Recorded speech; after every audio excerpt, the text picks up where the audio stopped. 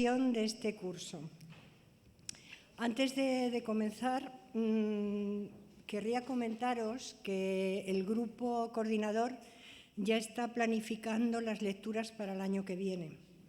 Con lo cual, os recuerdo el lema, que es independencia, caudillismo y dictaduras, y estamos abiertos, como siempre, tanto a que nos propongáis lecturas como a que participéis dentro de la exposición de los textos que nos digáis. Simplemente recordarlo, deciros que de aquí a junio vamos a recibir vuestras propuestas y las vamos a estudiar con muchísimo interés. Gracias. Y ahora os voy a presentar a Eduardo Becerra, que es catedrático de Literatura Hispanoamericana de la Universidad Autónoma de Madrid y director del máster de edición de la UAM, Taller de Libros.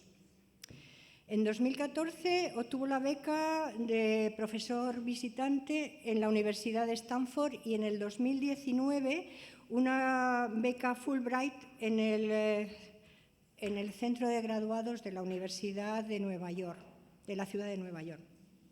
Entre libros, ediciones y artículos ha publicado más de 120 trabajos sobre ensayo, poesía y narrativa latinoamericana.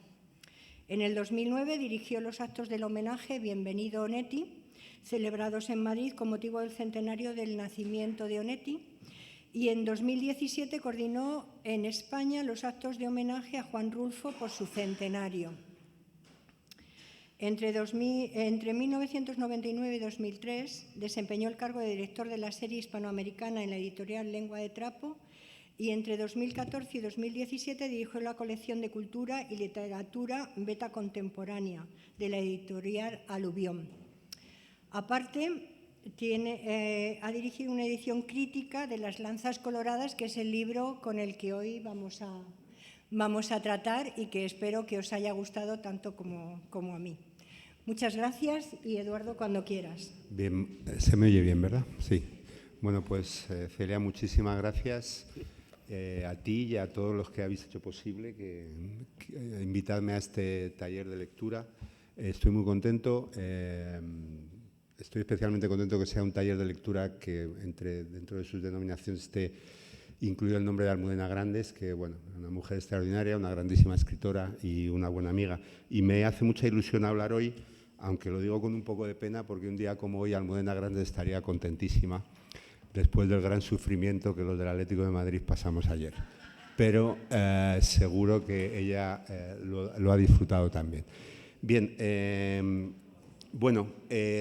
yo voy a plantear una serie de cuestiones, porque luego me han dicho que los debates aquí son encendidos. Estoy preparado, estoy advertido. Y bueno, lo que pretendo es, en primer lugar, contextualizar la figura de Artur Uslar-Pietri dentro del contexto de la literatura latinoamericana y en concreto de la narrativa. Y, dar una serie de características tanto temáticas como podríamos llamar formales de lo que es la obra, que me parecen aspectos especialmente relevantes para acercarnos a una posible interpretación y, sobre todo, a lo que podríamos llamar una cosmovisión o una interpretación de la propia tradición histórica y cultural latinoamericana por parte del autor de las Lanzas Coloradas. Sé, porque me pasaron el programa, que os voy a tutear, si me permitís, habéis ya tratado una obra de Alejo Carpentier, que es el siglo de las luces, y bueno, con una persona que seguro que os ha dado una charla extraordinaria, que es el profesor Teodosio Fernández. Y, de alguna manera, como comentaba antes con ellos, empezar a hablar de los momentos de formación de Uslar-Pietri dentro de su trayectoria literaria, bueno, pues tiene muchos puntos de contacto con esos años también de formación de Alejo Carpentier, lo que derivó en algunas coincidencias, pero también en algunos planteamientos diferentes entre uno y otro, que habrá ocasión de comentar mínimamente, ¿no? El contexto de los años de formación de Uslar-Pietri es el contexto de la Venezuela de los años 20, que, bueno, en el conjunto de América Latina, una de sus características principales es la recepción de los planteamientos de las vanguardias históricas europeas, ¿no? En primer término, ¿no? Que tanto en el caso de, dependiendo de los países, hubo una recepción más rápida, más dinámica, etcétera, y en otros, bueno, fue una recepción un tanto lenta, esporádica, como es el caso de Venezuela y como fue el caso también de Cuba, ¿no? En Venezuela históricamente en ese momento o políticamente vive un contexto un tanto singular respecto a la mayor parte de los países de América Latina, porque si en la mayor parte de esos países se da un clima de cierta normalidad política, de proliferación, vamos a llamarlo así, que no siempre ocurre en América Latina, de gobiernos democráticos, en cambio Venezuela vivía la dictadura de Juan Vicente Gómez, una dictadura que se extenderá hasta el año 1935, si no recuerdo mal.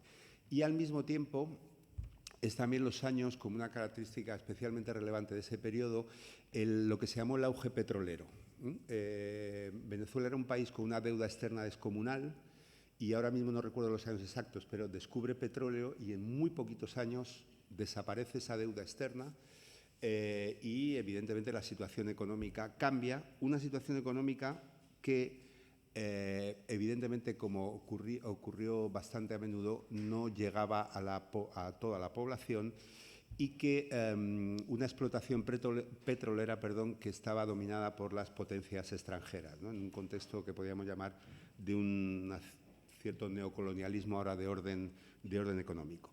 Esta situación, la dictadura, este auge petrolero que generó también bastante descontento, por no llegar a esa bonanza económica, no llegar a todos los sectores de la población, crea un clima de contestación que culmina en el año 1928, que a partir de la celebración de la Semana del Estudiante, bueno, empieza a haber algaradas callejeras protagonizadas por los estudiantes de la Universidad Central de Venezuela, etcétera, que se extenderá y que llegará a traducirse en un intento de derrocamiento de la dictadura de Juan Vicente Gómez, que fue un intento fracasado, ¿no?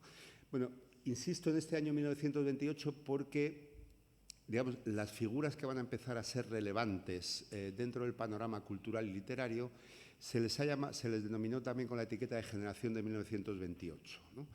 Y es cierto que es en este año también cuando empiezan a aparecer y a asomarse ejemplos, como ya he dicho, o acontecimientos un tanto esporádicos de la llegada de los aires de la vanguardia, vamos a llamarlo así, a Venezuela, ¿no? Traducciones de Apollinaire, publicación de autores de vanguardia latinoamericanos o de cierta vanguardia como Juan José Tablada. Bueno, poco a poco iban conformando un campo de cultivo, un caldo de cultivo cultural que quizás no era dominante en un principio, pero evidentemente sí señalaba unos ciertos aires de cambio. En una literatura que, al hilo también de esa situación de la dictadura, seguía dominada por tendencias literarias que se remontaban bastante tiempo atrás, como incluso el modernismo o lo que se llamó el criollismo, ¿no? Bien, en estos leves, vamos a llamar a suaves aires de cambio, Urlar Pietri tuvo un papel indudablemente especialmente significativo, ¿no? Él, por ejemplo, publica en 1927 un artículo que se llama La vanguardia, fenómeno cultural, que demuestra una visión para ese clima un tanto estanco cultural que había en Venezuela, un conocimiento y una mirada al fenómeno vanguardista bastante amplia y muy relevante, ¿no? Porque, bueno, demuestra que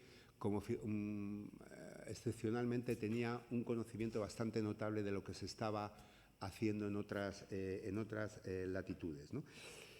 Al mismo tiempo, en 1928 se aparece una revista que se llama Válvula, con minúscula, y que está considerada prácticamente la primera manifestación un tanto significativa o el primer órgano de expresión de la vanguardia venezolana en ese momento.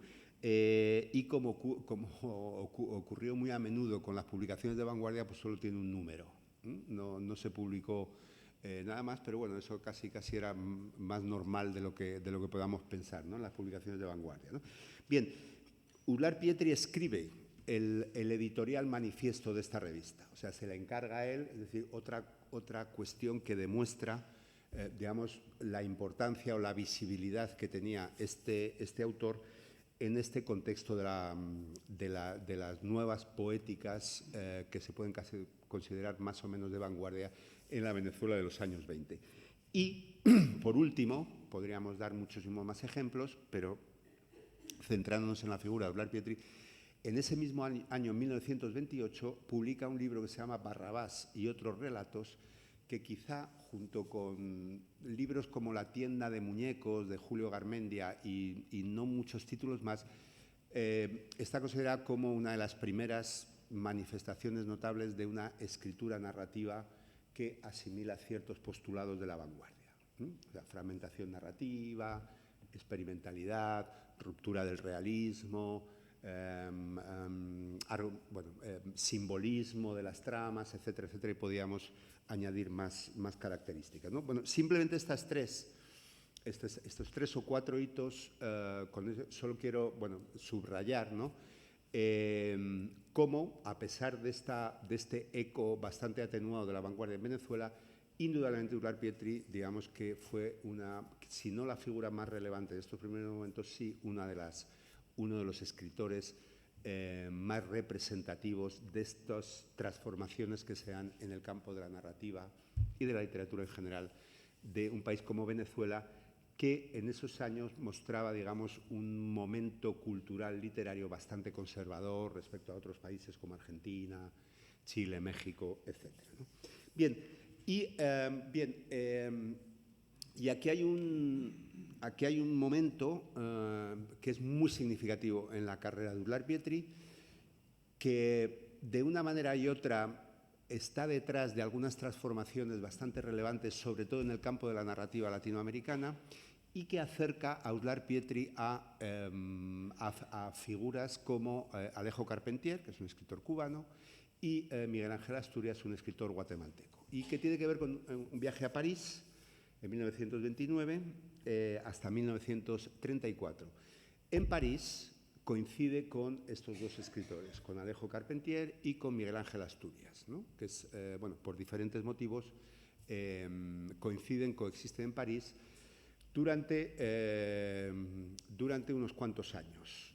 Entran en contacto y viven directamente el clima cultural del París de ese momento. ¿Cuál es el rasgo definitorio del París de ese momento? Evidentemente es el momento quizás de mayor esplendor, junto con los primeros años 30, del surrealismo. El surrealismo vive ese momento de máxima influencia, una influencia internacional y una capacidad de irradiación a otras culturas, a otras tradiciones, a otras zonas geográficas, absolutamente indudable, ¿no? Aquí se produce un fenómeno, un proceso, vamos a llamarlo así, que me parece que es muy interesante y muy definitorio en general a la hora de debatir y de discutir sobre las ciertas claves de la cultura latinoamericana, y que tienen que ver con una constante que es absolutamente fundamental a la hora de definir muchísimos fenómenos de esta tradición, ¿no?, que es esta relación entre la cultura autóctona y la cultura, vamos a llamarla universal, que en este momento se considera que es la cultura europea. O, si queréis, entre lo autóctono y lo europeo, lo autóctono y lo cosmopolita, que es un debate que ha estado siempre, que evidentemente, como ustedes sabrán o como vosotros sabréis, es ya absolutamente clave desde el modernismo, ¿no?, cuando se le acusa a Darío de galicismo mental, de solo pensar en modelos estéticos franceses, etc.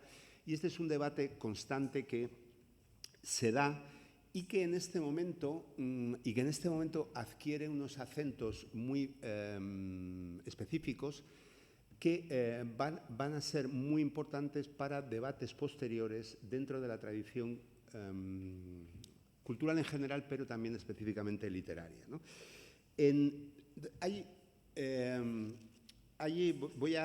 Voy a citar una frase de un pequeño texto de Carpentier que revela bastante bien esta encrucijada, ¿no? Carpentier, cuando escribe este artículo de La vanguardia, fenómeno cultural, habla de que los jóvenes escritores buscan sentir el latido del corazón del mundo. Estoy citando un poco de memoria, pero, es decir, buscan conectarse con las corrientes internacionales de esa cultura, ¿no? Bien, no hay sitio a finales de los años 20 y a comienzos de los años 30 donde el latido del corazón del mundo se oiga más fuerte que en París. Pero vamos, está clarísimo. En ese momento, dice Urlar Pietri, evocando ese momento, dice: nos dimos cuenta, se refiere a estos tres escritores, muy pronto de que había que resistir la tentación de convertirnos en unos surrealistas más, en unos importadores del surrealismo al continente americano, que era lo que habían hecho tradicionalmente las generaciones sucesivas de escritores hispanoamericanos que se habían situado transitoriamente en París, que venía a ser, pues, más o menos el centro de todas las novedades literarias a lo largo del siglo XIX y hasta el nuestro. Comprendimos que no tenía sentido el que nos hiciéramos surrealistas, porque lo que estábamos buscando no era una moda. En esas conversaciones en que a veces se nos iba la noche sin darnos cuenta, no hablábamos sino de una cosa muy incidentalmente. Hablábamos de literatura. Muy incidentalmente hablábamos del surrealismo. De lo que hablábamos mucho era de América, ¿no? Bien, Urlar Pietri lo que está aquí es impugnando lo que para él, digamos, es un defecto que caracterizó a la literatura, latinoamericana anterior, y era el hecho de que fuera una literatura hecha bajo, digamos, o dependiendo de modelos que eran siempre ajenos. Esto es una constante que no hay que irse solo al modernismo, se puede ir más atrás, con el romanticismo también hispanoamericano, etc., ¿no? Y este debate siempre ha sido fundamental en la cultura latinoamericana, ¿no? Y en la literatura se concretó en ese tema de la búsqueda de la expresión propia, como dijeron los románticos rioplatenses en el XIX. El problema de cómo hacer una literatura propia, que no dependa de modelos extranjeros. Este es un tema que, desde luego, no estamos en condiciones de solucionar, porque es un tema muy, muy complejo. Lo que quiero ver es un poco cómo en este momento se articula, y que me parece de una manera muy singular, ¿no? Y me parece muy singular porque, digamos que estos tres autores, y sus obras lo manifestaron, intentan o desarrollan una búsqueda de una literatura propia, o toman conciencia de la importancia de buscar una literatura propia en ese corazón del mundo cultural, en ese centro cultural mundial que en ese momento es el París de los años 20, 30 de las vanguardias, ¿no? Y aquí se muestran ya las complejidades de esta problemática, ¿no? ¿Qué es una literatura propia? ¿Qué es una literatura nacional? ¿Cómo se hace? ¿No? ¿Se puede hacer una literatura nacional de la nada? Bueno, evidentemente es muy complicado, ¿no? Yo siempre pongo en este contexto de Carpentier, Asturias y Urlar Pietri, pongo siempre el ejemplo de Asturias, por ejemplo, ¿no? Que es Asturias está en París para estudiar la civilización maya. O sea, un guatemalteco que está lleno de ruinas mayas por todos los lados, y él va a estudiar la civilización maya a París, a la Sorbona, ¿no? Pero, ojo, esto no es que sea un traidor a su cultura, es que quizás por una serie de circunstancias era bastante lógico ir a estudiarlo allí porque contaban con más medios, etcétera, etcétera, etcétera, ¿no? Pero aquí está un poco esa encrucijada que está siempre ahí, ¿no? Y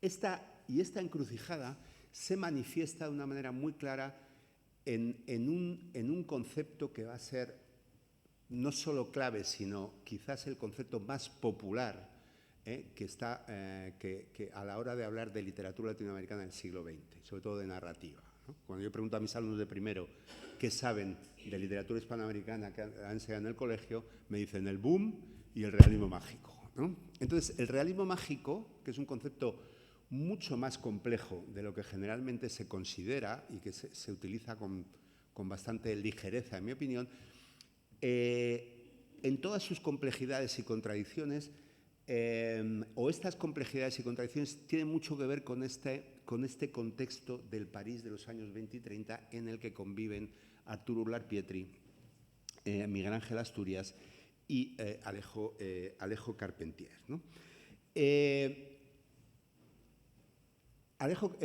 Arturo Uslar Pietri es el primer autor que utiliza el término realismo mágico dentro del contexto de la literatura latinoamericana para referirse a la escritura latinoamericana. Me voy a referir ahora mínimamente a ello en 1947 en un ensayito que tiene que se llama Letras y hombres de Venezuela. Al año siguiente, Carpentier publica El reino de este mundo, cuyo prólogo se titula De lo real maravilloso americano, ¿no? Ha habido discusiones si es lo mismo lo real maravilloso americano que el realismo mágico, pero bueno, evidentemente son dos conceptos muy cercanos, ¿no? Y en su momento también Miguel Ángel Asturias reivindicó, ¿no?, este mundo mágico americano a través de la recreación de las cosmovisiones de la cultura maya, ¿no? El caso más claro, en esta cita de Carpentier se ilustra muy bien, pero el caso más claro de rechazo a la hora de vincular el surrealismo con el realismo mágico es desde luego Carpentier. No sé si habéis leído el prólogo al reino de este mundo, pero es algo que habla de cómo el surrealismo es una invocación artificial de lo maravilloso. Como ustedes saben, lo maravilloso es un concepto fundamental en el surrealismo, mientras que en América se daría lo real maravilloso, no como un concepto teórico, sino como una presencia viva dentro de la realidad americana, ¿no?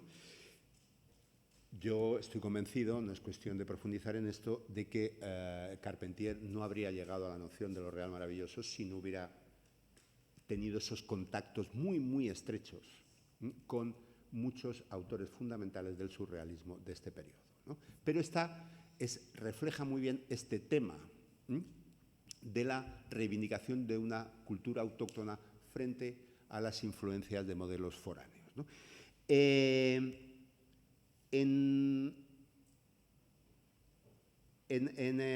el caso de Uslar Pietri, él utiliza, en Letras y hombres de Venezuela es una revisión en diferentes capítulos de la tradición literaria latinoamericana, y en el último capítulo habla de la novela y del cuento venezolano de ese periodo.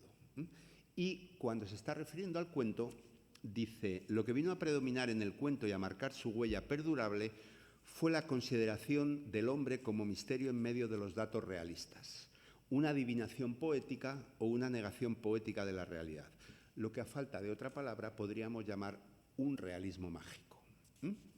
Esta es la primera mención, ¿no? En el ámbito del arte había habido un libro de un alemán que se llama Franz Roth, que se llamaba Post-expresionismo, realismo mágico, y luego un italiano que se llamaba Bontempelli, que probablemente conocieron estos autores en el París de esa época, también lo cita refiriéndose a ciertas líneas de la literatura italiana. Pero en el caso de la narrativa latinoamericana, esta es la primera mención. No sé qué pensaréis, pero definir el realismo mágico en relación con una adivinación o una negación poética de la realidad es una definición que vale para un roto y para un descosido.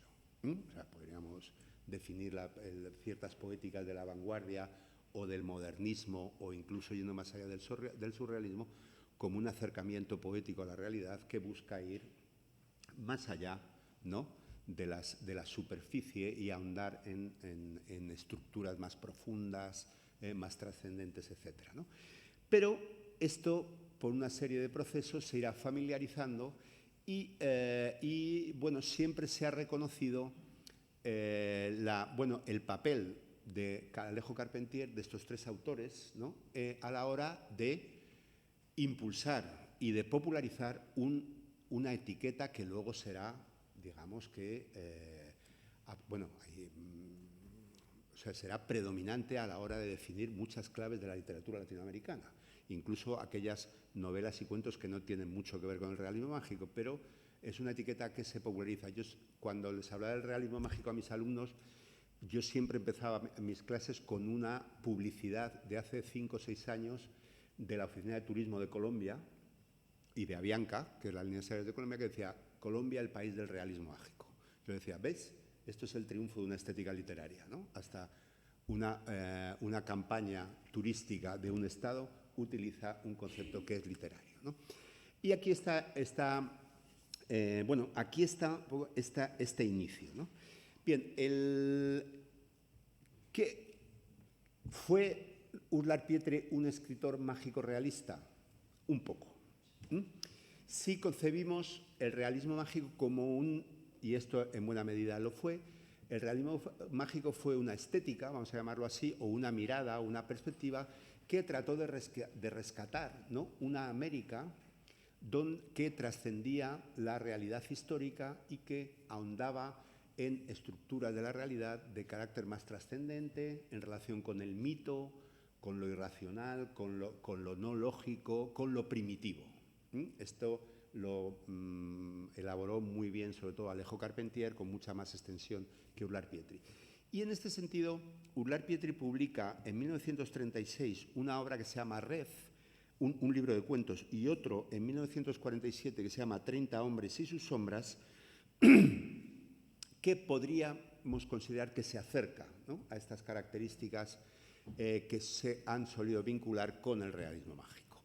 Pero, y es además en una época donde publica también una serie de artículos, no muchos, en uno de ellos, en los años, bien avanzados los años 30, habla de o reivindica el mito y la importancia del mito a la hora de explicar la realidad de su tiempo como un conocimiento mágico y vía de salvación, dice, en una hora de universal desasosiego. Esto me interesa mucho, lo del universal desasosiego, porque esta reivindicación del mundo americano en sus rasgos primitivos, prelógicos, míticos, en definitiva mágicos, tiene mucho que ver con un contexto europeo donde se están produciendo el avance de los fascismos y los tambores de guerra que luego derivarán en la Segunda Guerra Mundial. Luego me referiré a ello. Entonces, aquí América se ofrece como una alternativa, como un mundo diferente, donde la lógica racional que ha caracterizado a la civilización europea está llevando a una guerra mundial, a un acontecimiento terrible de nefastas consecuencias, y América se reivindica como una alternativa más pura, más auténtica, frente a las derivas de ese mundo europeo. Este contexto universal, este universal desasosiego, apunta a este contexto, ¿no? Pero, y ahora vuelvo ya a Alejo Carpentier y ya me voy acercando a las lanzas coloradas, cuando Urlar Pietri vuelve de París a Venezuela en 1934, ya ha publicado Las lanzas coloradas, en 1931. Y Las lanzas coloradas es un libro que respira un cierto aire vanguardista, pero que en absoluto puede vincularse con estas búsquedas donde las dimensiones irracionales, secretas, misteriosas, trascendentes de la realidad sustentan el imaginario de las novelas. Por el contrario,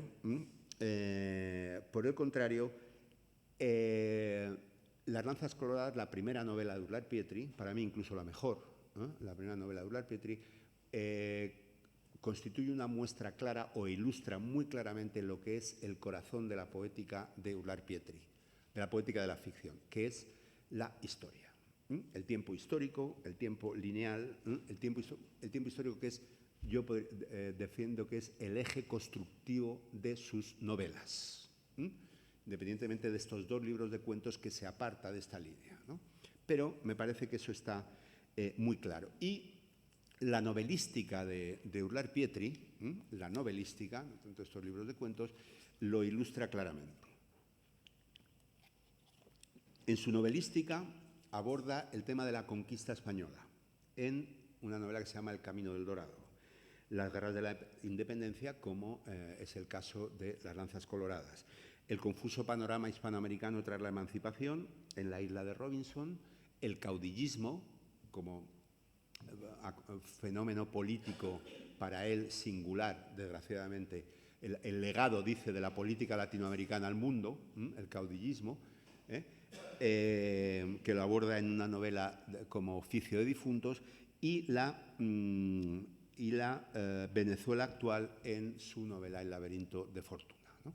Si miramos claramente, ¿no? O sea, hay un intento claro, explícito y consciente de abordar en términos absolutos la historia de Venezuela y, yendo más allá, la historia de América Latina. Porque, evidentemente, si pensamos en las lanzas coloradas, si pensamos en las luchas de independencia de Venezuela, esto tiene una repercusión continental que está muy, muy clara, ¿no? Y ¿qué esconde, bueno, o no esconde, o con qué hay que vincular esta mirada al conjunto de la historia latinoamericana? Con un problema que para Eulàlia Pietri fue fundamental, que es el problema de la identidad latinoamericana, ¿no?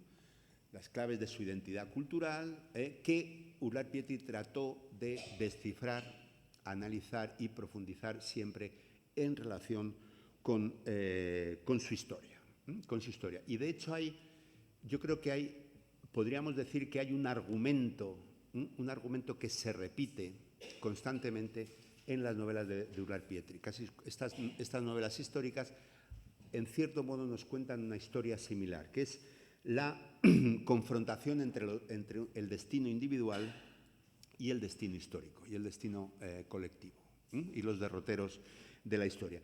A menudo a través de figuras históricas de gran representatividad, como el caso de Lope de Aguirre en El camino del Dorado, o Juan Vicente Gómez en Oficio de difuntos, o Simón Rodríguez en La isla de Robinson, o incluso el propio Simón Bolívar en relación con Las lanzas coloradas. Y aunque hay que decir, para empezar a adentrarnos mínimamente en esta novela, que Las lanzas coloradas, en mi opinión, plantea ya de partida una encrucijada diferente respecto a estas novelas de protagonistas de una gran representatividad histórica, que es, digamos, aquí el protagonismo, me atrevería a decir que el protagonismo, aunque se menciona a Bolívar con una importancia significativa, o a una figura como Boves, que luego me referiré a ellos, pero el protagonismo estaría encarnado en hombres y mujeres, no voy a decir comunes, pero sí no con esa carga simbólica o esa carga de representatividad histórica que tienen estas figuras que estoy citando. Y que lo podemos ver, ¿no?, en personajes como Fernando Fonta o Presentación Campos, a los que luego me referiré, ¿no? Y en estos hombres y mujeres que se enfrentan también a esta fatalidad histórica y que, de alguna manera, revelan o se desprende una cierta soledad y una cierta incapacidad, ¿no?, para mover los hilos de la historia, y que de alguna manera se ven más bien absorbidos y derrotados por ella, ¿no? En este sentido, hay una frase tan simple como efectiva de Eulàlia Pietri que me parece que refleja muy bien las características de su novelística y, yo diría, que de su poética de la novela, ¿no? Él define la condición humana como un estar en el tiempo. Estar en el tiempo. Simplemente, como estar en el tiempo. Me parece muy revelador, ¿no? Tenéis que tener en cuenta que estas poéticas que surgen al hilo de esta experiencia parisina, en buena medida intentaron trascender ese tiempo histórico. Pero para Eulàlia Pietri ese tiempo histórico es absolutamente fundamental. Es el motor de la evolución humana, el que configura las identidades individuales y las identidades colectivas de los pueblos y de las naciones, incluso en el caso de Eulàlia Pietri del continente entero, ¿no? Bien, como punto de partida para entrar ya en Las lanzas coloradas. Eulàlia Pietri reflexionó mucho, ¿no?, sobre sobre qué características tiene la novela histórica, cómo se puede definir el género de la novela histórica. Y hay una que me parece especialmente útil para empezar a entrar en la novela de las lanzas coloradas, ¿no? Dice, toda novela que se proponga dar un testimonio del humano es coetánea e inseparable del tiempo en que se escribe y de su circunstancia, aunque trate de sucesos que ocurrieron muchos siglos antes, ¿no? O sea, aquí hay algo, esto me parece que es bastante evidente, ¿no? Siempre, toda novela histórica se proyecta al pasado para tratar de debatir algunos de los asuntos del presente. De la misma manera que toda novela distópica se imagina un futuro para hablar de los problemas que se están viviendo en el presente, ¿no? Entonces, esto me parece clave y me parece que un análisis de una novela histórica, en este caso de las lanzas coloradas, tiene que empezar planteándose qué conecta estos dos tiempos, qué conecta el tiempo de la emancipación y el tiempo en el que está Urlar Pietri escribiendo esta novela. ¿Por qué decide irse al tiempo, según sus propias palabras, ¿no?, al tiempo, a los primeros momentos de la independencia de América Latina o de Hispanoamérica y el tiempo que está viviendo, este tiempo histórico que está viviendo su autor, ¿no? Bien, aquí voy a hacer un pequeño y muy rápido vínculo entre Alejo Carpentier y Urlar Pietri. Es muy significativo, muy interesante que dos personas que viven esta misma experiencia, ¿no?, en el París de las vanguardias, vamos a decir del surrealismo, escriban sus primeras novelas sean dos novelas históricas. Me podéis decir, ahora no me va a salir el nombre, esto me pasa mucho. Podéis decir que hay una novela previa de Carpentier, que ahora mismo no lo recuerdo. Pero bueno, siempre saca... ¿Perdón? Eso, Cuellar-en-Vaux. Muchísimas gracias. Es que era muy difícil de pronunciar. No, Cuellar-en-Vaux se puede considerar que es una novela, pero bueno, está entre la novela, el documento etnográfico, es una obra un tanto singular. Pero su primera gran novela es El reino de este mundo, indudablemente, y la primera gran novela de Urlar Pietri es Las lanzas coloradas, ¿no? Es muy significativo que sean dos novelas históricas y que sean dos novelas que nos retrotraen a dos momentos fundamentales y fundacionales del proceso de emancipación de América Latina. Una es la Revolución de Haití, que es el primer territorio que se proclama independiente respecto a la metrópoli, en este caso la metrópoli francesa, y el otro, las lanzas coloradas, que es el levantamiento de las tropas, es el inicio, realmente es el inicio de la emancipación de las colonias españolas, ¿no?, en 1810, que tiene lugar en Venezuela, ¿no? Es decir, hay un momento fundacional aquí, o sea, se nos retrotrae a un momento fundacional a través, perdón, con dos novelas muy diferentes, porque sí que podemos vincular El reino de este mundo con el realismo mágico, mientras que la estética de Carpentier es muy diferente, pero esos dos momentos fundacionales, o sea, dos novelas que nos retrotraen a esos momentos fundacionales, ¿no? ¿Qué está viviendo América en ese momento? Y vuelvo a ello. Está viviendo un momento, ¿qué está viviendo Europa en ese momento? Y cuando digo Europa podemos hablar también con unas consecuencias, digamos, universales, ¿no? Está viviendo los momentos previos a la Segunda Guerra Mundial, está viviendo el ascenso de los fascismos, está viviendo la amenaza nazi, es decir, está viviendo un momento de sensación de fin de civilización que necesita una respuesta y una alternativa. Esto es una lectura que hacen los escritores de América Latina como Carpentier y Urlar Pietri, ¿no? En este sentido, estas dos novelas, de alguna manera nos vinculan también con este momento fundacional que fue la literatura de América Latina, la independencia de América Latina.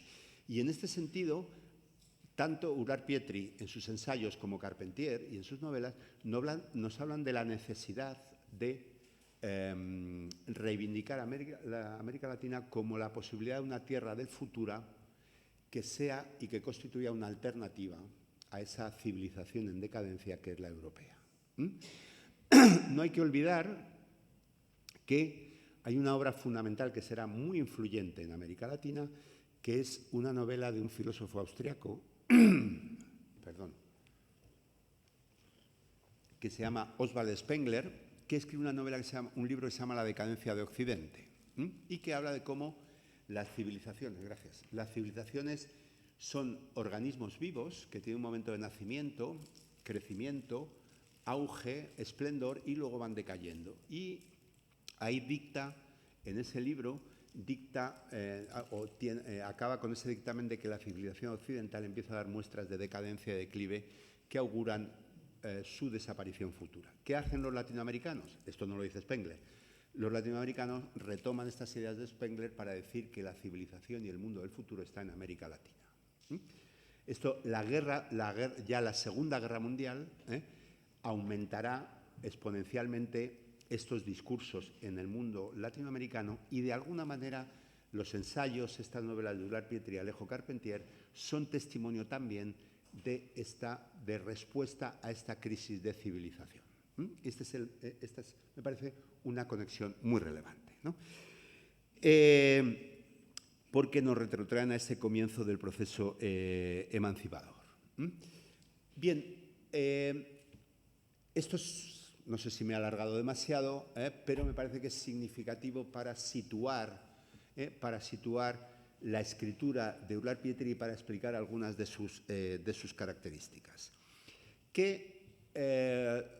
¿En qué momento se sitúa la acción de las lanzas coloradas? Bueno, se sitúa, como me parece que todos vosotros sabéis, Venezuela fue el lugar, en el Cabildo de Caracas, se produce el primer estallido social que derivará, con una serie de circunstancias y tal, en las luchas de emancipación en Venezuela, que acabarán extendiéndose por todo el continente, ¿no? Pero evidentemente es en Venezuela, después de intentos fallidos de figuras como Francisco de Miranda, que se cita también en la novela, pero sobre todo con la figura de Simón Bolívar, que es una figura fundamental, no solo en el periodo bélico de la independencia, sino en los años inmediatamente posteriores de la existencia de la América independiente, una figura absolutamente fundamental, ¿no? Para explicar muchos de sus rasgos, ¿no?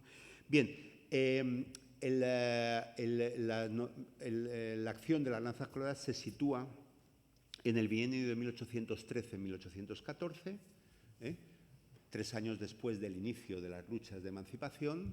Hay una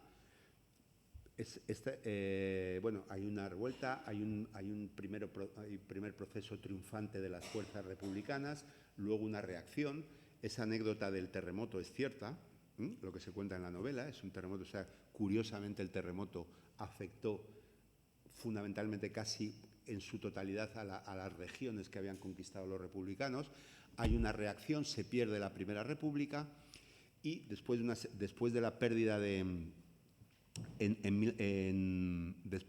la Primera República, Bolívar se refugia en Cartagena de Indias y desde ahí, en 1813, emprende de nuevo una fulgurante campaña que culminaría con la reconquista de Caracas, que se conoció como la campaña admirable, por la rápida conquista de estos territorios.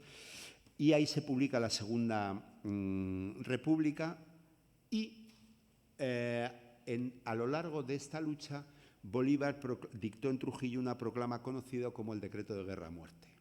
Ante los excesos de las tropas realistas, la violencia extrema de la que hicieron gala, él proclama como respuesta a estas atrocidades este decreto y digamos que fue el momento de mayor violencia de este proceso.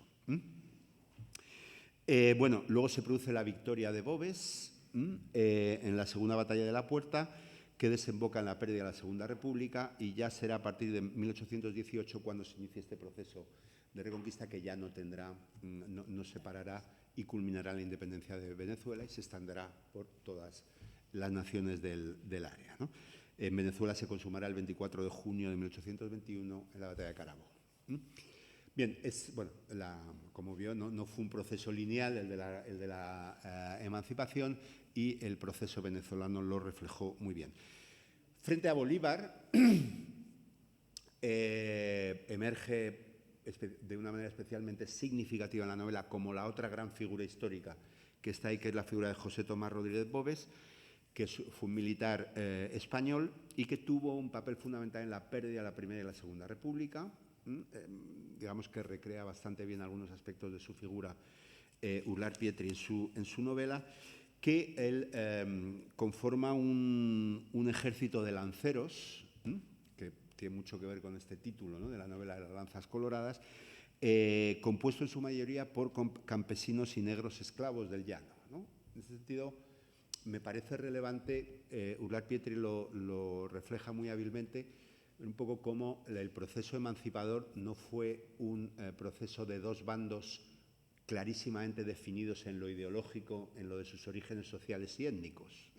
Como se ve ahí en la novela, hubo esclavos que lucharon a favor de los españoles, el caso de la gente del ejército de Boves, o también el caso de Presentación Campos, ¿no?, en la novela. Y evidentemente también alguien dijo que la independencia fue más una lucha entre liberales y conservadores, ¿no?, que hubo españoles que lucharon a favor de los republicanos y hubo criollos que lucharon a favor de las tropas realistas, dependiendo un poco de su ideología y su origen social. Entonces, siempre con matices, ¿no? Pero esto creo que lo refleja muy bien. Fue, en efecto, como está demostrado y ha abordado Urlar Pietri en muchos de sus ensayos, fue un hombre de una ferocidad en sus ejércitos terrible. Cuando reacciona y pierde la Segunda República gracias a su acción, las tropas republicanas, llega a Caracas y provocó una huida de la población por la fama terrible que tenía, ¿no?, de las atrocidades que cometía. O sea que eso está bastante bien reflejado. Y luego tiene, bueno, Boves Urlar Pietri se permite una pequeña licencia poética para reflejar su derrota, porque la batalla final es la batalla de la Victoria, segunda batalla de la Victoria, donde las tropas de Bolívar logran vencer después de varias derrotas a las tropas de Boves, pero ahí no participó Boves. Está herido en la primera batalla de la Puerta que se menciona, pero bueno, lo necesita para confrontar estas dos figuras de una manera difusa. Pero bueno, esto es una licencia poética explícita, no es que lo escondiera, no es ningún error histórico, ¿no? Bien, este es el marco histórico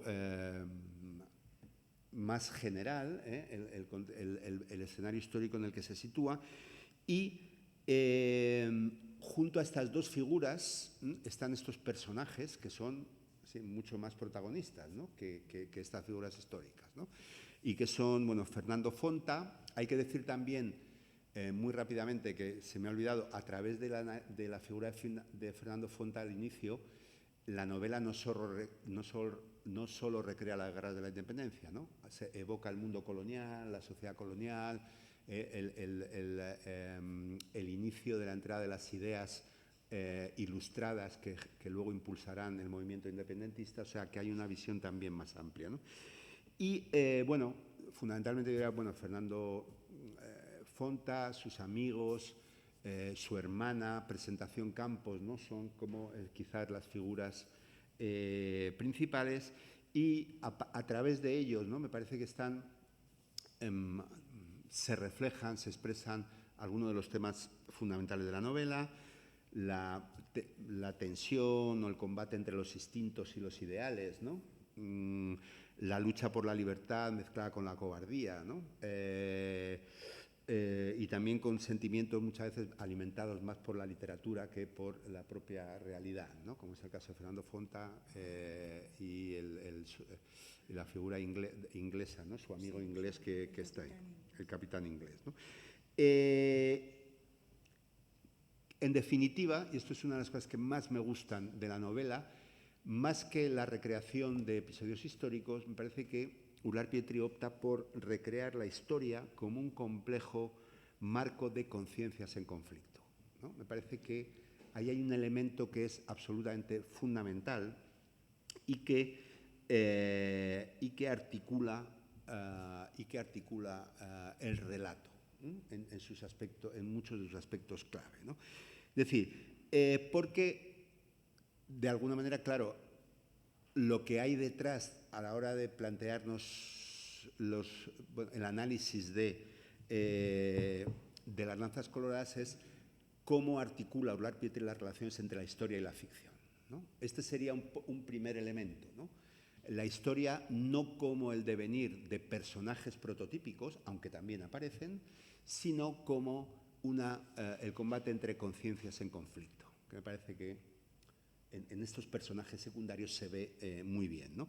De hecho, a la hora de destacar el tratamiento literario de la historia, pues señalaría como un paso complementario, como un elemento complementario a este que estoy hablando, los tratamientos novelescos de las dos grandes figuras históricas, de Bolívar y de Boves. Recordad cómo aparece Bolívar al principio, como un personaje de leyenda que hace huir a Mandinga, que es el Satanás de los negros, ¿no? Como un cuento popular, ¿no? Que forma parte más de la leyenda, ¿no? Y también como un personaje que siempre es definido, evocado, en relación con los sentimientos de los personajes, ¿no? Para la Carvajala, Bolívar es aquella persona que es el causante del alejamiento de su hombre, de Presentación Campos, ¿no? Para Presentación Campos, también el personaje que no le gusta, que no le permite desarrollar, ¿no?, sus proyectos. Para los soldados que están hablando, ¿no?, acusan de por qué no está Bolívar aquí, ¿no? Es decir, que es una figura que nunca aparece, solo sabemos que está ahí al final, pero cuando Presentación Campos le va a ver, se muere. Y no aparece nunca en escena, lo que nos dice mucho del planteamiento de Urlar Pietri. Protagonismo de personajes, vamos a llamar, históricos secundarios, y difuminación de estos personajes históricos que estuvieron en el escenario central de la historia, ¿no? Y lo mismo ocurre con Boves, que sí aparece, pero sobre todo se hace presente en fragmentos más extensos de la novela, también de nuevo por los sentimientos que generan los personajes que tienen que ver con el miedo. Y que luego esa escena de reminiscencias literarias de la Iglesia que se ha analizado, que tiene que ver con las danzas de la muerte, una escena grotesca, etcétera, etcétera, lo que supone también un tratamiento literario, ¿no? Esto me parece que son dos elementos, o sea, dos aspectos clarísimos de este tratamiento novelesco. ¿Cuál añadiría? Si la novela se centra fundamentalmente en esos mundos interiores, en esas conciencias en conflicto, me parece que es muy relevante el uso del monólogo interior, indirecto, que es muy, muy significativo y muy importante en la novela. Y me parece que podríamos ofrecer más ejemplos, pero me parece que el ejemplo más claro y que me parece que está muy logrado es la escena en que Presentación Campos decide sublevarse, ¿no? Donde vamos viendo la conciencia del personaje, bueno, en una escena cotidiana donde se queja de sus condiciones de vida porque él cree que está llamado al más alto, pero a través de ese proceso interior vamos viendo cómo le va dominando la furia, la rabia, la violencia, que culmina con la violación de Inés y con ese acto de violencia ciega que podemos definir así, ¿no? Este me parece que es un capítulo que está muy logrado, y también en la parte final, donde el delirio de Campos, si recordáis, reescribe toda la novela. Resumida, obviamente, ¿no? Pero se van repasando los acontecimientos de la novela a través de un delirio enfermizo que también incide y subraya estas características que os iba comentando, que me parecen relevantes, ¿no? Otro elemento claro de este tratamiento literario, evidentemente, es el lenguaje. El lenguaje de Urlar Pietri tiene acentos poéticos, no esteticistas, sino una poeticidad muy notable y que me parecen también bastante significativos, ¿no? Tenía una cita por aquí, creo que la tengo. Por ejemplo, el sol de la mañana presidía el cielo con sus barbas de vidrio rubio. Esto es como una greguería, parece como un lenguaje de un ultraísta, ¿no? Es decir, y esto, si nos fijamos y repasamos, vemos que encontramos bastantes ejemplos, ¿no? hay un momento donde dice, una descripción de un momento previo a una batalla, dice: por la noche la sombra se llena de fantasmas, duendes de tabaco rojo rompen las tejas, pasan pasos, las gallinas alaraquean, un perro ladra como a los aparecidos, arde la luz de sebo dentro del caserón desierto y las pocas gentes no pueden dormir. No hay luna, canta un gallo, se oye la voz del centinela, que se va dando tumbos por los ecos. Bobes viene, y una vieja, rostro de tierra agrietada y ojos de agua tranquila, toda estremecida, se persigna. Es decir, hay frecuentes fragmentos de una poeticidad clarísima, ¿no? Y simplemente para acabar, quería destacar un aspecto muy relevante en este planteamiento de Urlar Pietri, que nos habla mucho de, en realidad, lo que hay detrás de esto. Me parece que se puede vincular con este intento de traer al presente esa evocación histórica. O sea, subrayar esa idea que he citado antes de que esta novela histórica tiene que ver con el presente. Y es la batalla final.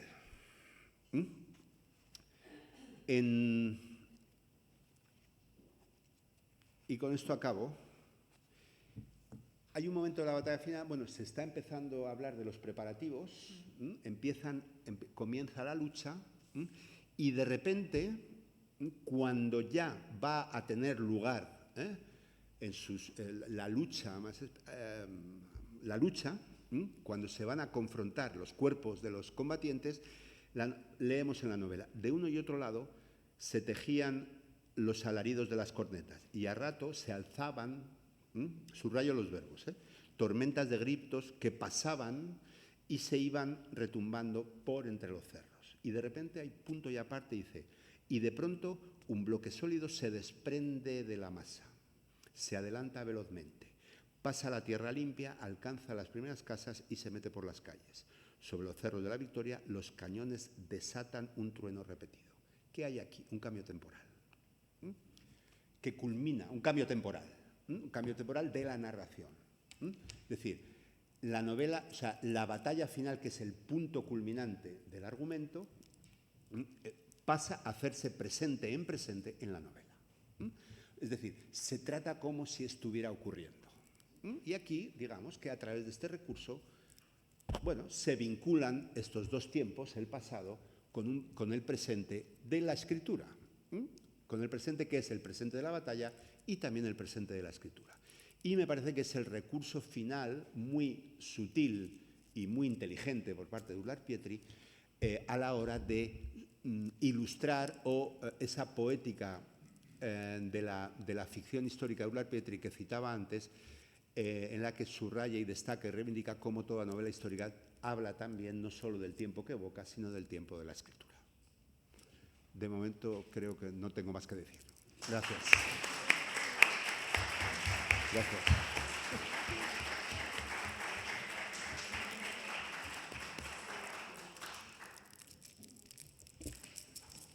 Muy bien, pues ahora se abre el turno de vuestras participaciones, así que...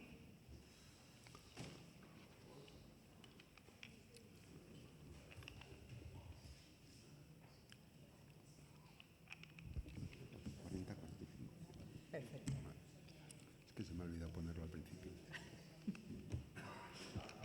Sí.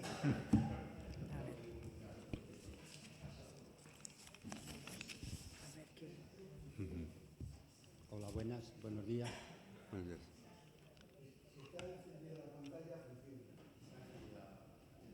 ¿Se oye? Sí. Vale. Como no hablaba nadie, he cogido yo el micrófono para decir alguna cosa. En primer lugar, muchísimas gracias por la exposición que ha hecho. Iba a decir introducción, que nada de introducción.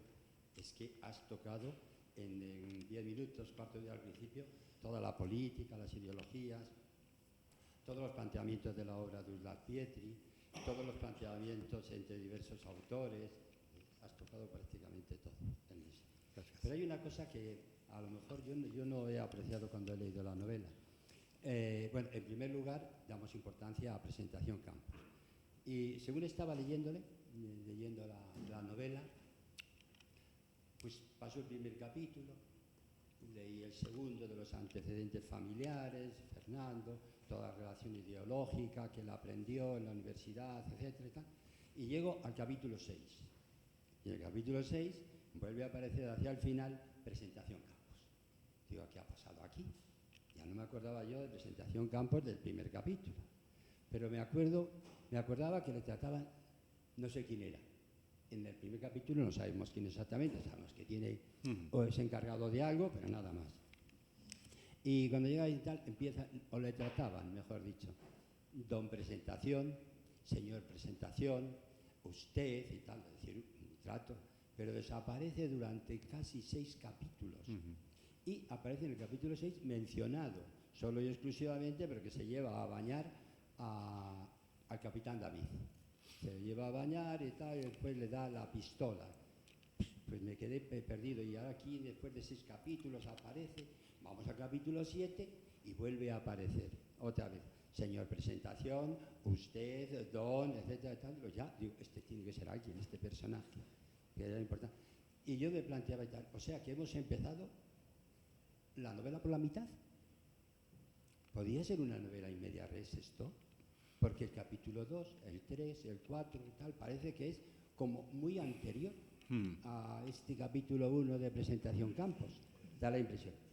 Pero bueno, no lo descubrí porque no tenía ganas de volverme a leer todo. Eso también es la verdad. El caso es que presentación Campos se me quedó como un personaje importante. Seguimos leyendo y tal. Llego al final y lo que más me llama la atención es que presentación Campos no tiene ideología. Y me ha llamado la atención de una frase que acabo de decir: conciencias en conflicto.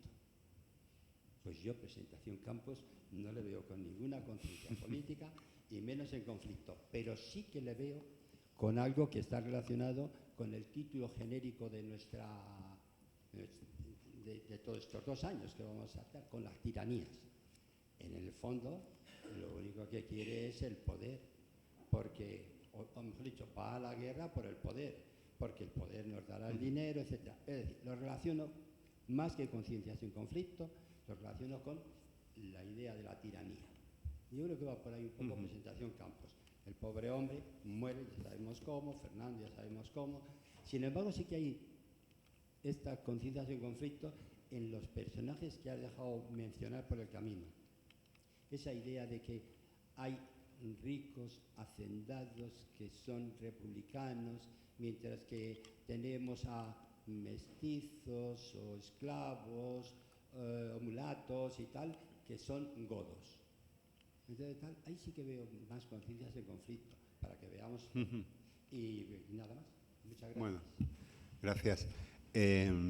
Bueno, la conciencia ideológica es la ideología es una de las vertientes de la conciencia. Quiero decir, cuando hablo de conciencias, no estoy vinculándolo directamente con ideologías. En este sentido, cuando hablo de conciencia, o sea, la conciencia de presentación Campos, en efecto, es una conciencia, un anhelo, un deseo de poder y de prosperidad dentro de la batalla. O sea, él no le si esto es una hipótesis, pero yo creo que se puede defender que si presentación Campos se encuentra a unas tropas republicanas y él piensa que le van a servir mejor para sus ideales, se hubiera apuntado con ellos sin ningún problema. Entonces, en ese sentido, o sea, quiero decir, la ambición me parece que también es una forma de conciencia muy cuestionable. Muy cuestionable. En relación con esto y con las ideologías, hay un aspecto. Bueno, antes de esto, los primeros capítulos, o sea, yo creo que los primeros capítulos les sirven a Aular Pietri, como he comentado, para evocar un tiempo pasado que conduce a ese presente, que son las luchas de emancipación. Y evidentemente, bueno, él toca aspectos relevantes, los descendientes de Fonta y el mundo de la colonia, pero también él, porque luego Fonta es un personaje también importante, Fernando Fonta. Entonces, me parece también necesario ese detenerse con cierta minuciosidad en sus años de formación en Caracas, ¿no? Sus contactos con las células revolucionarias, las nuevas ideas de la Ilustración que vienen de Francia, etcétera. Yo creo que es importante para lo que viene después, ¿no? Y en efecto, Y a partir de ahí hay un protagonismo compartido entre esas dos figuras, pero digamos que la desaparición de Campos era un poco irremediable si tenemos en cuenta esa parte, ¿no? Y luego hay una cosa que está muy bien vista en lo que has dicho y que yo estoy muy de acuerdo, que es, yo creo que Urlar Pietri, en esos primeros capítulos, con escenas muy concretas, refleja muy bien aspectos bastante complejos de las ideologías sociales de ese momento. Por ejemplo, el miedo de los oligarcas criollos a la revolución. Recordad que hay un momento donde, ¿qué es la revolución para ellos? Pues en muchos aspectos también la amenaza de la pérdida de los privilegios. Y esos no eran españoles, eran criollos, no eran enviados de la corona. Y eso es un aspecto para mí muy, muy importante de las luchas de la emancipación. Tenéis que recordar que la independencia americana fue casi un acontecimiento al que se vieron obligados los americanos por la intransigencia de Fernando VII. Ellos en las Cortes de Cádiz pidieron más autonomía, no pidieron la independencia. Cuando, estas unas paradojas que a mí me resultan muy llamativas, ¿no? Cuando se produce la invasión napoleónica en Francia, todas las colonias americanas juraron fidelidad al rey español. Todas. Entonces, ¿qué pasó? Que luego pidieron en las Cortes de Cádiz, oye, te hemos apoyado, danos más autonomía, más no sé qué, y le dijeron no, adelante. Entonces hay ahí unas cuestiones, perdón, estoy ya comiéndome el caramelo y ya acabo. Hay unas cuestiones que, muchas gracias, me ha aliviado muchísimo. Y hay unas cuestiones que son muy interesantes. Por ejemplo, aprovechando que he citado la Revolución de Haití. La Revolución de Haití fue la primera revolución triunfante de esclavos negros. Claro, los criollos blancos tenían terror a que eso pudiera ocurrir también en otras ciudades. Entonces fue un aspecto muy, o sea, un proceso, y vamos, lo has visto perfectamente, que en esas escenas refleja muy bien también Urlar Pietri. Y ahí sí que hay conciencia de clase, también de intereses económicos, evidentemente, o sea que ahí hay un aspecto fundamental, ¿no? Y luego está esa complejidad ideológica, está en Fernando Fonta, ¿no? Alguien que quiere casi ser un revolucionario del libro y no se atreve, no puede, su personalidad no se lo permite. Pero en efecto es así. De todas formas, yo creo que el poder que busca Campos no es el poder ideológico, es el poder económico simplemente. Él lo que quiere es tener dinero, ser reales, no le importa ni luchar para unos ni para otros, ni tener es que no tiene ideología, lo que realmente quiere es dinero. Bueno, punto. Es una ideología, ¿no? También. Es un poder, pero... es una ideología. Sí, no, estoy totalmente de acuerdo contigo.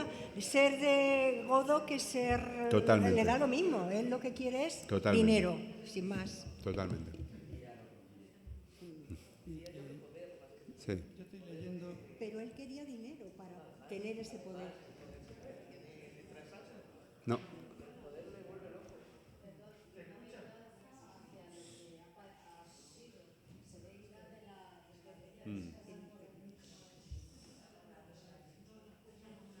Sí, ahora lo pasamos ahí.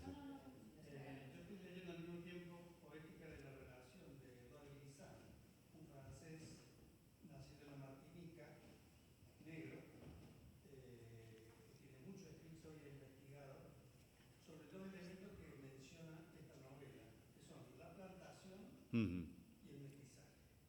La plantación como el nodo donde se produce este intercambio cultural, este mestizaje cultural de lengua incluso, y aquí la finca del altar, que es de donde se produce la primera lengua, digamos, de esclavos, revela eso, ¿no? Es un núcleo desde donde surge, hay ahí una mezcla, ¿no? Muy grande. Por la presencia negra, por la presencia de los pardos en general, por la presencia española, criolla, y luego ese mestizaje como resultado cultural y de lenguas en todo el Caribe, toda la zona del Caribe y quizás probablemente en toda Latinoamérica. Que se ve también en la novela, porque Ujú. pardo. La presentación campo lo llama pardo. No sabemos en qué grado es, ¿no? Pero hay la enorme variedad de colores de la tez, ¿no? El tono de la tez, da esa la presencia de los indios también en las batallas, Sí. del lado republicano, o sea, aportan, ¿no? Del lado republicano. Entonces me parece muy interesante estos dos elementos, plantación y mestizaje, que están presentes también aquí en la obra. Sí, en la... Bueno, yo ahora por otras circunstancias estoy ahora mismo dándole vueltas a eso por otra cosa en relación con una novela más actual, pero evidentemente la plantación es el núcleo fundamental de las relaciones políticas y económicas desde las colonias de los países de América Latina. Y es, en efecto, donde tienen lugar las tensiones sociales más claras que hay ahí y que son representación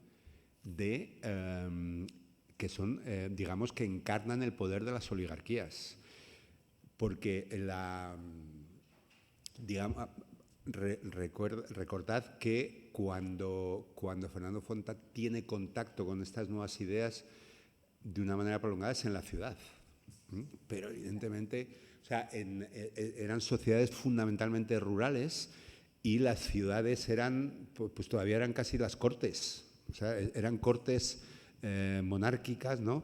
Entonces, en ese sentido, estoy totalmente de acuerdo. Es el núcleo que viene de la encomienda, o sea, que viene de los principios de la colonia, con la encomienda, etcétera, y es, digamos, un territorio que refleja perfectamente y que enmarca perfectamente las tensiones sociales, indudablemente. Y luego, en efecto, ahí está el mestizaje, porque eran los esclavos, etcétera, etcétera, etcétera, con las condiciones de vida pero vamos, podemos, en la literatura de Carpentier, la plantación y el ingenio azucarero están muy, muy presentes, en Viaje a la Semilla, en cuentos, en novelas, o sea que está muy, muy presente. Totalmente de acuerdo. Me parece que la cebolla funciona fatal. Me da la impresión de que funciona fatal porque creo... Sí. Pues ahora sí. Hay que acercarse. Pues entonces, vale, es que no lo oigo. Sí.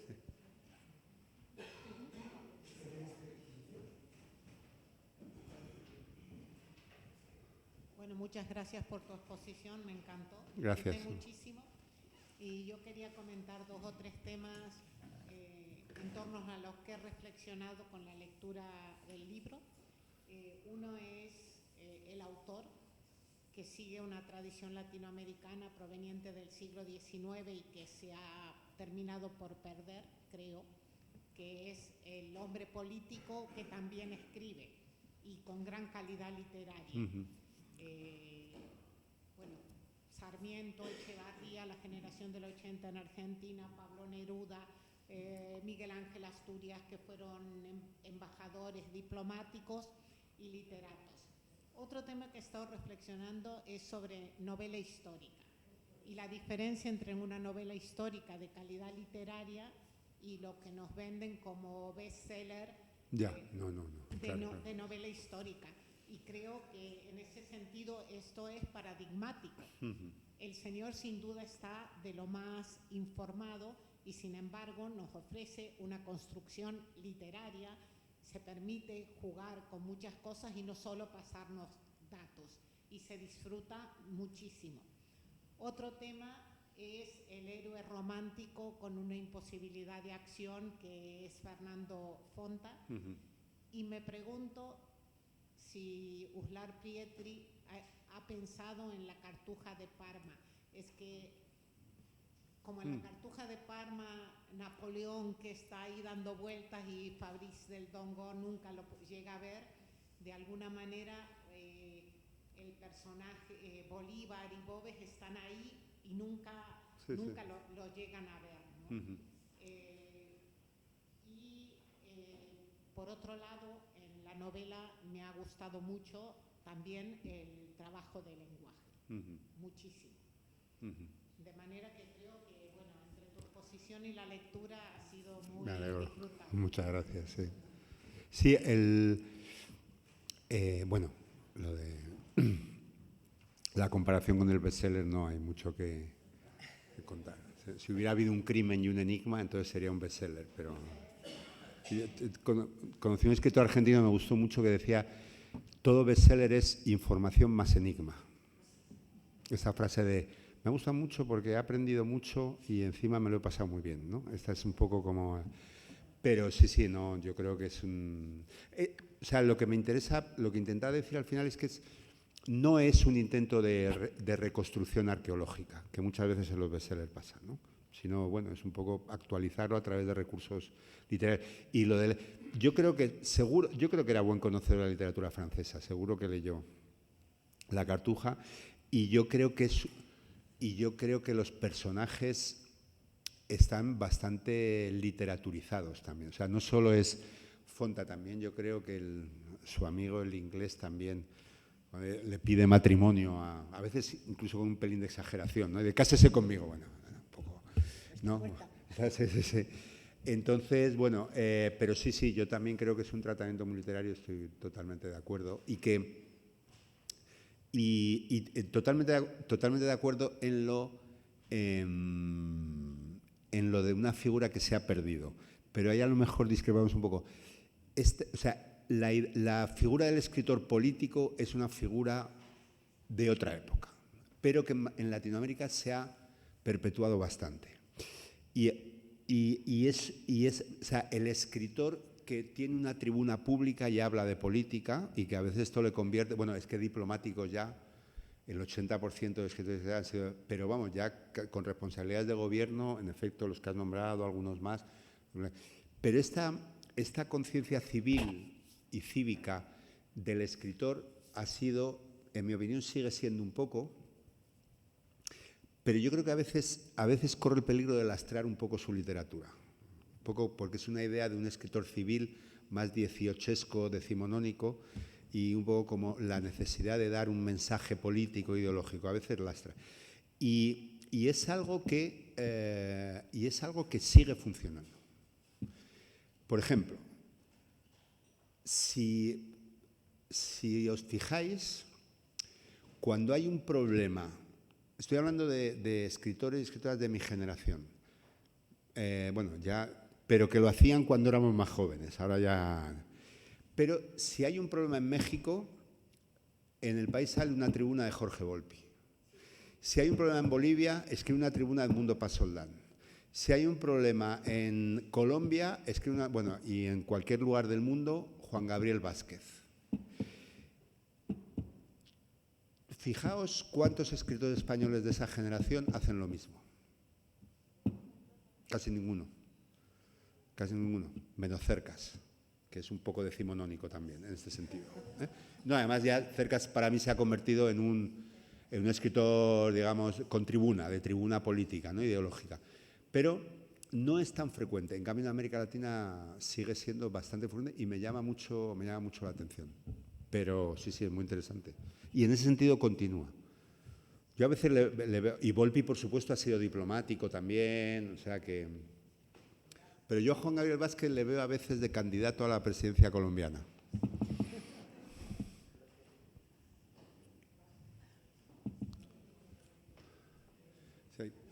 Sí, está bien, hay que pegarlo mucho. ¿Se oye? Sí.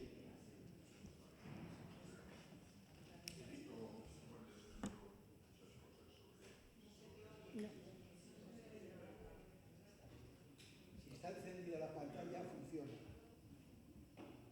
No. ¿Por qué? Son misterios de la técnica. Si no, con buena voz.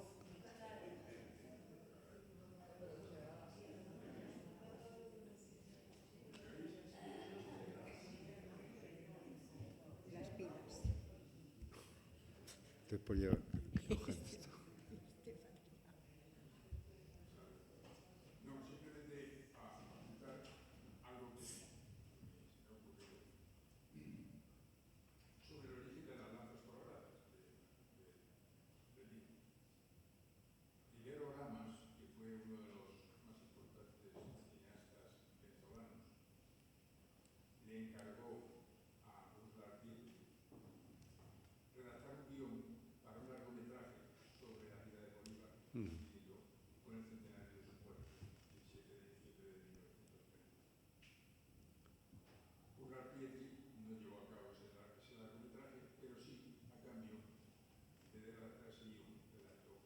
Ujú. Entonces yo, cuando he leído Las razas coloradas, sobre todo la parte final, que para mí es la esencial, la batalla, he visto bastantes elementos cinematográficos, Sí. porque hace una utilización del lenguaje, de la descripción de los movimientos de tropas, que parece que estás viendo perfectamente Sí. como masas informes a lo largo de todo el paisaje. Y después utiliza un recurso literario que son el uso de las anáforas, que es la repetición continuada de una misma expresión que abre un párrafo, cierra un párrafo y lo dice de manera muy explícita y va produciendo una sensación de increscendo, de tensión. Boves invade con 7.000 lanceros, 7.000 lanceros, Boves invade, Boves. E incluso para referirse a Bolívar, Bolívar viene, viva el Libertador. O sea, para mí es que son, estoy viendo como una imagen cinematográfica. Incluso cuando en la última parte del libro el pobre Presentación Campos está muriendo y están diciendo que el Libertador llega, él no llega a ver al Libertador porque no puede, digamos, agarrarse a las rejas. Pero da la sensación, leyendo eso, que tú estás viendo pasar a Sí, sí. Por la ventanita. O sea, a mí me parece que es una técnica, digamos, muy bien conocida, que parece que influye bastante, si no el lenguaje cinematográfico, se le parece mucho. Sí. No, lo que pretendía decir, cuando un texto está escrito en presente, es que se hace presente, es que lo que invoca es como si lo estuviéramos viendo. Y en ese sentido, o sea que totalmente de acuerdo, y me parece que en efecto ahí tiene ese paso al tiempo narrativo presente refuerza ese componente visual y con un ritmo, como has comentado, mucho más marcado. Y hay una frase que dice: la batalla se compone como una sinfonía en determinado momento, cuando escribe. Es que precisamente dice, y los comentarios están muy bien en esta edición, de que está influido Uslar Pietri por las sinfonías de Prokofiev, Sí. de Borodín, y sobre todo por el increscendo de un músico por excelencia, de Richard Wagner. Sí. O sea, que está todo muy Sin duda. Sí, por eso lo señalaba como un momento, digamos, de recreación literaria especialmente importante, ese final con la batalla. ¿Puedo hablar? Sí, por supuesto. Y se oye muy bien, no lo muevas. Aprovechando que el micrófono está aquí. No tengo nada que comentar sobre. Ya se han hecho muchos comentarios, empezando por los del presentador, que han sido magníficos. Pero simplemente a mí me ha hecho, no lo conocía, me ha hecho gracia la utilización del término godos para representar a los Españoles, realistas españoles. Vale, pero a los realistas en general. Bueno, me ha hecho gracia porque en Canarias actualmente se utiliza la expresión godos y entiendo que Canarias es la región española más relacionada con Venezuela. Sin duda. Pero allí los godos en Canarias somos los peninsulares, no somos los extranjeros o los extraños. O a lo mejor por eso, precisamente porque somos extraños, los peninsulares para los canarios, allí son los godos. Y luego el otro comentario se refiere a uno de los artículos que nos ha mandado el equipo coordinador, donde se dice que el papel algo así como que el papel de Inés es muy relevante. Y bueno, a mí no me lo ha parecido tanto. Es interesante, desde luego, muy interesante. Yo estoy ahora releyendo la Odisea, y allí Odiseo, cuando vuelve a su patria, está vestido de mendigo. Inés está vestida de mendigo cuando reaparece en la novela. Pero bueno, me ha parecido que está muy bien descrito, digamos, cómo el autor hace desaparecer a esta mujer que ha aparecido de repente persiguiendo a Presentación, y la hace desaparecer pues con un recurso antiguo que es, habiendo dos caminos, elegir el camino equivocado, ¿no?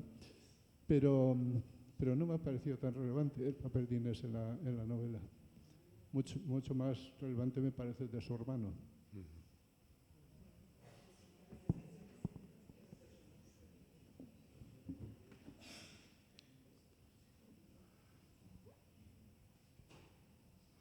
Para completar lo que dijo el compañero, en la batalla me parece muy bonito cómo está narrada la muerte de Bobes. Ya Bobes no está sobre su caballo, ya no destroza lanza en mano, ya su sombra no se extiende sobre toda la caballería, ya sus ojos no acicatean. El trapo rojo lo ha visto doblarse vencido, lo han visto todos, lo han oído todos, ya Bobes no está con ellos. Así es. Sí, sí, sí. Sé que Una sí. manera de describir la muerte estupenda y además con ese sentido cinematográfico, ¿no? Y musical, ¿no? Sí, lo vemos como eso, cómo va perdiendo vida. Ya, es un recurso. Y una cosa que me olvidé decir antes, en Casa de América, el martes, hay una conferencia sobre la hermana de Bolívar, que parece que fue yo lo desconocía completamente, fue un personaje bastante importante y que fue realista. Nunca apoyó a su hermano en su lucha por la independencia y por lo tanto, bueno, me parece que a lo mejor a alguno de nosotros nos puede interesar ir ahí y enterarnos de las variedades que había aún dentro de la Sí, sí, sí. Las familias como son.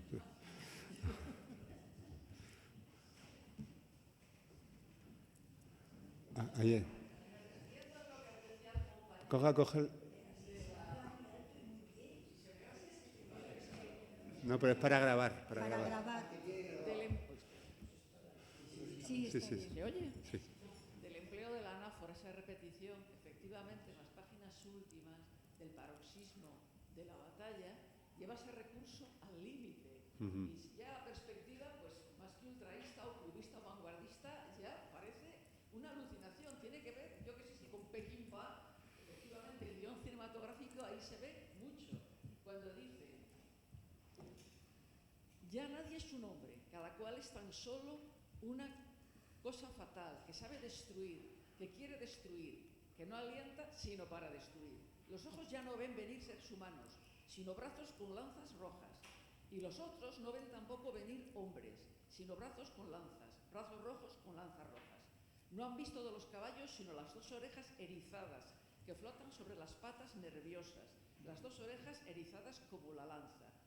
Por instantes se pierde la conciencia de las cosas, de la forma, del color, y entonces ya los ojos encarnizados solo ven terribles ojos duros y fríos, cristalizados de furia, pálidas miradas mortales, en el vuelo de las lanzas, en el relampagueo de las lanzas, bajo el árbol frondoso de las lanzas, ojos de vidrio de los muertos, ojos de aceite de los caballos, ojos punzantes del hombre que viene, que puede herir con la mirada o con el arma, ojos que no se cierran porque apagarían la batalla, qué bonito, ¿eh? Ojos del seminarista borrachos de sangre y muerte, ojos claros de Bobes, resplandores siniestros, aguacero de resplandores, ojos, ojos, ojos y lanzas sobre la caballería tempestuosa, reflejos en la lanza, en el anca, en la pupila, reflejos de todos los colores de los gritos sin sentido, a la carga todos. Sí, sí, no sé nada que decir.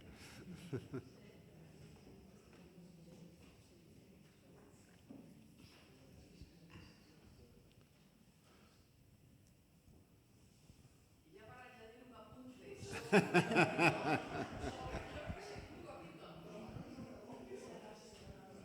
Un último apunte sobre el paisaje, además del sol que preside con barbas de vidrio. Cuando el sol se esconde, en ese momento hay también otra cita de un momento en que los personajes ya se retiran a una casa y entonces dice Salpietri, cuando llegaron comenzaban la sombra. Sobre las últimas hojas de la palmera del corral bandereaba un guiñapo de sol. Sí, sí, sí.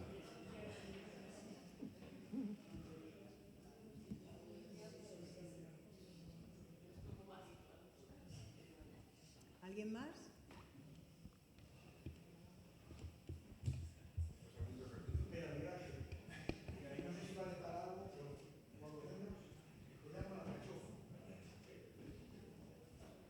Se oye. Cuando hablamos de José Fonta, nos olvidamos que José Fonta tenía una familia, podríamos decir, de burguesía, que se ha hecho con tierras y tal, pero su aspiración es a más, como ocurría aquí, que la burguesía aspiraba a tener las riquezas de la aristocracia y hacer familia con ella. Hay una familia, hay arcedos, me parece que se llaman, que son los antiguos de las encomiendas, encomenderos que tenían la tierra y tal. Toda la aspiración de los Fonta era hacerse con las tierras de Arcedo, que son personajes pues mitológicos de los españoles que han llegado a antiguos conquistadores que todavía persiguen el dorado. Hace una operación. Sí, es otra de las menciones. Y lo que ves ahí de este Fernando Fonta, pues es una declaración que van cayendo en picado por desatender los negocios de la explotación de la tierra, y que ha dejado en manos del patrón, el padre, que se llama Santiago, ha dejado la explotación en manos del mayoral, y el mayoral pues, acaba siendo el dueño, y él no aspira a ser un mayoral, él aspira a ser el dueño, y es esa lucha que hay entre las familias de mediano y las familias que aspiran a ser, que es un pequeño burgués, un aspirante a ser un gran burgués, ¿no? Que es un mayoral, pues un aspirante a ser el dueño de la hacienda, y por eso pasa por encima de Fernando Fonta, que ni vale para estudiar, ni vale para revolucionario, ni vale para señor, ni vale para tal, y aquí estoy yo que valgo para todo eso. Son muchas familias de la sociedad.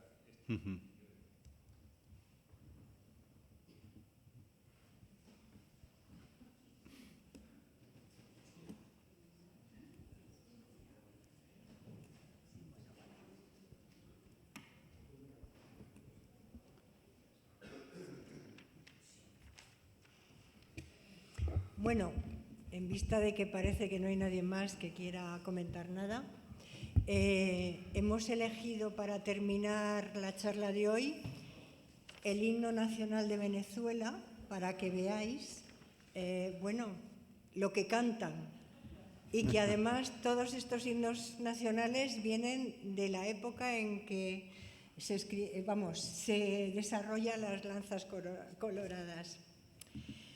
El coro dice: gloria al bravo pueblo, que el yugo lanzó, la ley respetando la virtud y el honor. Y las estrofas van así: abajo cadenas, gritaba el Señor, y el pobre en su choza libertad pidió. A este santo nombre tembló el pavor, el vil egoísmo que otra vez triunfó. Gritemos con brío, muera la opresión, compatriotas fieles, la fuerza es la unión, y desde el empíreo el supremo autor un sublime aliento al pueblo infundió. Unida con lazos que el cielo formó, la América toda existe en nación, y si el despotismo levanta la voz, seguid el ejemplo que Caracas dio. El himno nacional de Venezuela.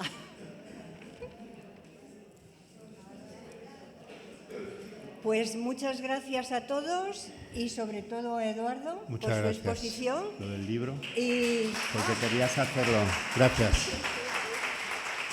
Muchas gracias. Muchas gracias, Eduardo. Un pequeño detalle. Muchísimas gracias. He elegido el último libro de Luis Landero. Me ha dicho que informe. Muy bien. Gracias. Gracias.